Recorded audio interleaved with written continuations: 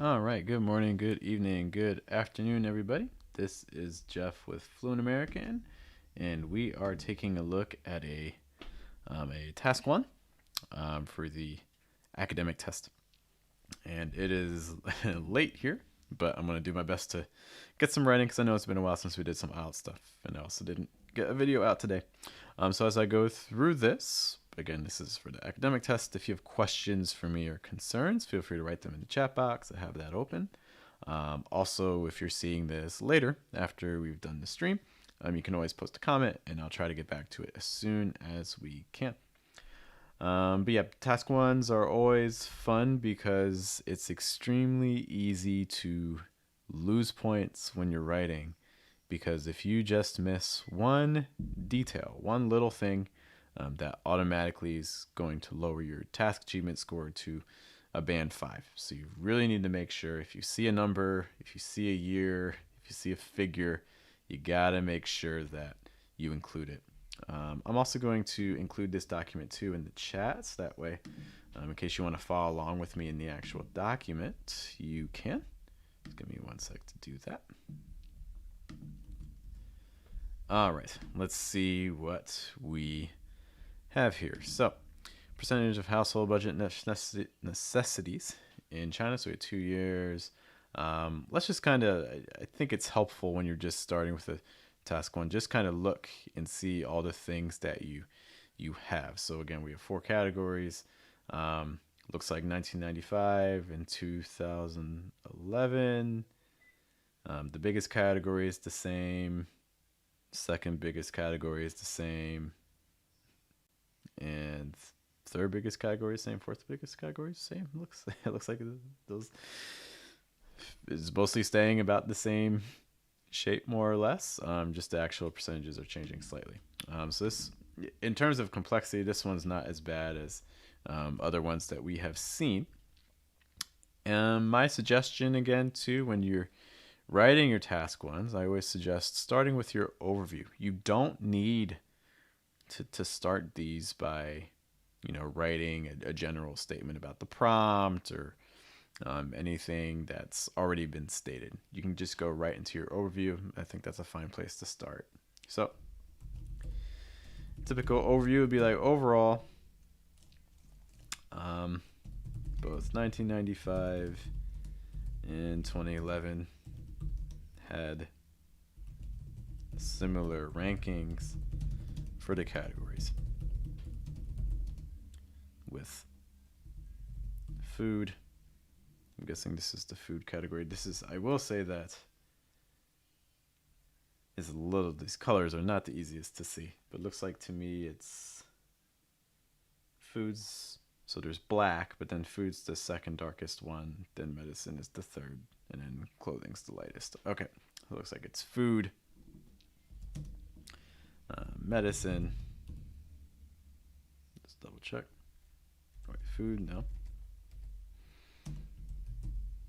Clothing, followed by food, clothing, black, household goods, and medicine taking up similar, the same positions for both years. Okay, so that way we make it clear that for both those years, those rankings are exactly the same. Your overview, a lot of times for your charts, there's a million different ways to write overviews and things like that. So I don't think there are other types of overviews you could do and things. It's just as long as you're identifying a trend for the chart, like an important key trend for the chart, then you'll be fine. Okay, there's more than one possible overview for your essay. Once you have the overview, what you then want to do is you want to decide how you're going to organize your paragraphs. Okay, you want your paragraphs to be extremely clear and logical. Okay, so 2 pie charts, 2 different years. Your easiest organization, I think, is going to just be 1 chart for 1995, 1 chart for 2011. Try to keep it simple. Don't do anything to make your life more complicated. So in 1995, food accounted for the largest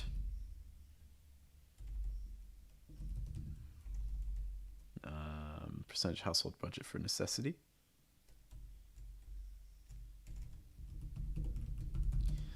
Food accounted for the necessity, or maybe like food was the necessity that households spent the most on in China, accounting for 68% of the average budget. Okay, so that's our biggest category. Was the next largest category? Noticeably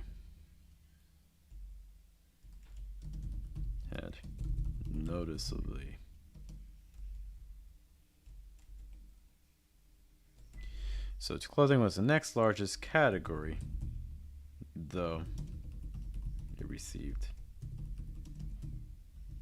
much less spending at 19%.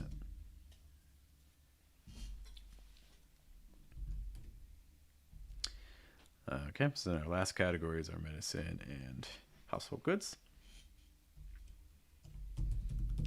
Household goods and medicine were responsible for the remainder of the spending, with 9% and 4% respectively.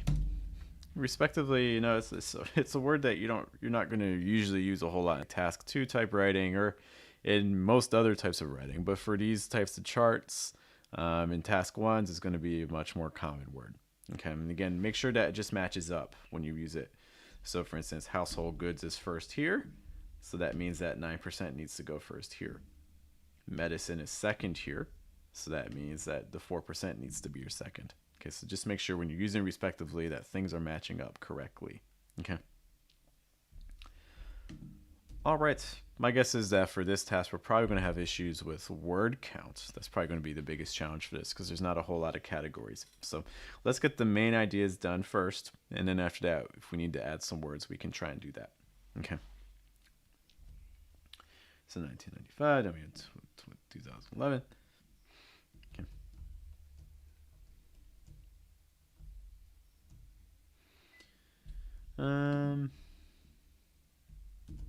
So about 16 years later, just so I'm not consistently just saying 1995, 2011, like just random, just constantly stating years. This is just a way to kind of mix up your vocab a bit. About 16 years later,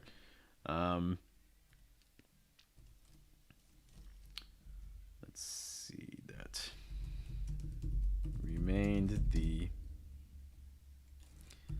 category households,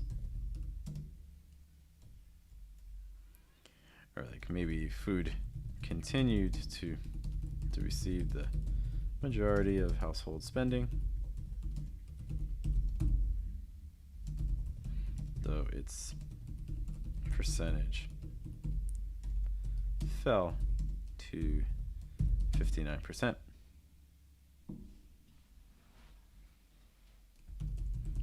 Clothing also experienced a bit of a decline, though it only shrank by 1%.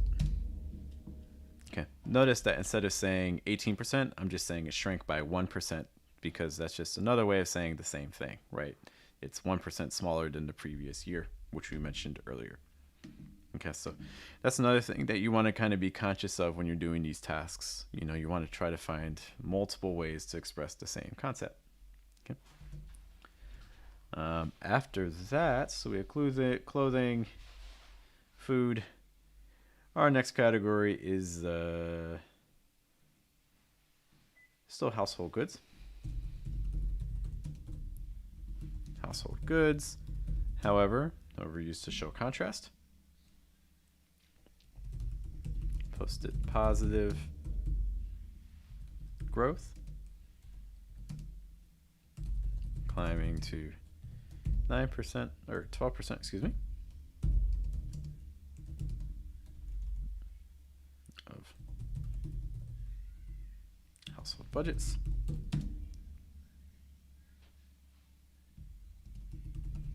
Medicine, though, had the sharpest increase, growing by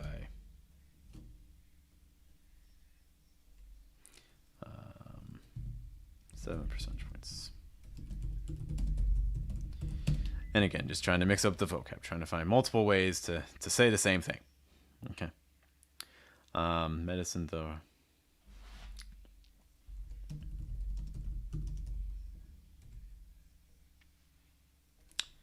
from its growing by 7% over the time period.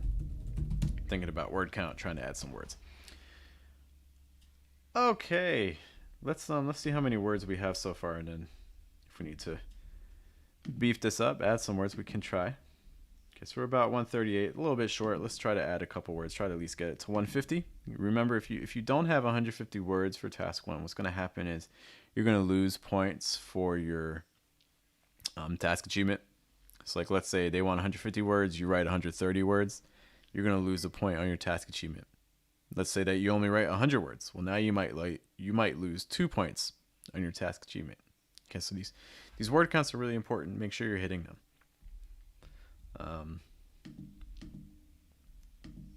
Same positions for both years. Food was associated household spent the most on in China, accounting for 60%. Clothing was the next largest category to receive less spending at 19%. So medicine responsible for the remainder. As I'm just going to check the data really quick as well, just make sure we're not missing anything or saying anything incorrectly. Okay. Food the biggest in 1995, 68%. That looks good to me. Clothing next largest, 19%. That looks good to me. Household goods, 9%. That looks good. And then 4% for medicine. Those look good to me. Let's double check the other one. 16 years later, food continued to receive. Those percentages fell to 59%. Okay. Clothing, let me shrink by 1%. Household goods, climbing 10%. Climbing to 12%. Good. And then medicine grew by 7%. Okay, so maybe I can maybe talk a little bit more about medicine, because again, I just need about 10 words. So despite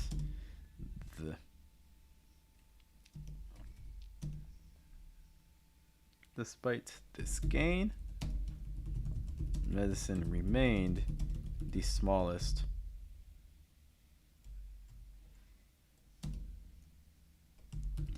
category in terms of proportion of spending. Something like that. Because again, medicine is still the smallest. Word count, yay, 152. So we just needed to add one more sentence and we got over the hump. Great. All right, so again, this is just a quick little task 1 academic chart using multiple pie charts. I think for this one, again, I think for my students, the biggest issue here would probably be word count, because there's just not a whole lot of information here. So you kind of need to get creative with your explanations, making sure you're not repeating vocab too much and things like that. So a good one to practice if you're trying to just test yourself for expanding your words and making sure you're hitting that limit. All right, if you have other questions about this, be sure to let me know. Again, post them in the comments. I've also included some resources here in case you're trying to work on your writing a little bit more. Okay, including, for instance, we have a video course on IELTS that includes some videos that I don't have on YouTube. But if you just want some more models and things like that, you're more than welcome to check out our other videos and things on the channel. Great. All right, guys, thank you so much for joining me tonight, or today, or whatever time it is, wherever you are. I hope you have a good day, have a good night, have a good afternoon, and I will see you in a future video. Take care.